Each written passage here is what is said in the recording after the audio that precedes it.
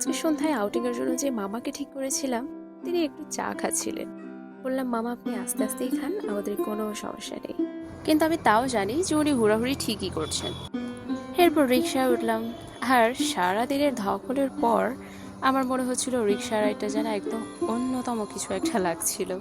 আমি জানি এই অনুভূতিটা সবার হয় আফটার ওয়ার্ক। এই কর্নারে সবারই মনে হয় খাওয়া হয়ে গেছে, শুধুমাত্র মনে হয় আমিই বাকি। কারণ দেখলাম যে বসারই জায়গা নাই।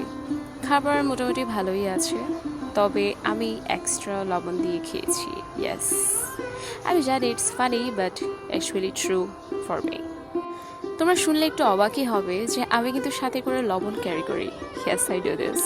আর এটা যেন আমার জন্য একটা গর্বের ব্যাপার। যাই হোক, এরপরে খেয়ে ফেলাম একটা মোহিতো, তবে এত ভালো লাগেনি।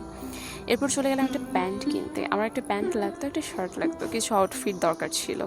তবে ভিডিও করতে পারিনি, কারণ সব জায়গায় কিন্তু ভিডিও করা অ্যালাউড হয় না, তাই আমি জিনিসটা আর ভায়োলেন্ট করতে চাইনি। এখানে বেশ ভালো প্যান্টের কালেকশন। আর তাছাড়াও আমার কিছু জিনিস ভালো লেগেছে, এর মধ্যে হচ্ছে যে সোয়েটার আর প্যান্টস। শার্টের কালেকশনও খুবই ভালো, নিয়ে নিয়েছি তাই একটা শার্ট আর একটা প্যান্ট। আসলে আমি কি নিয়েছি সেটা দেখার জন্য চোখ রাখুন নেক্সট ব্লগে। এবার রওনা দিলাম বাড়ির দিকে। ভালো থেকো তাহলে সবাই, টাটা।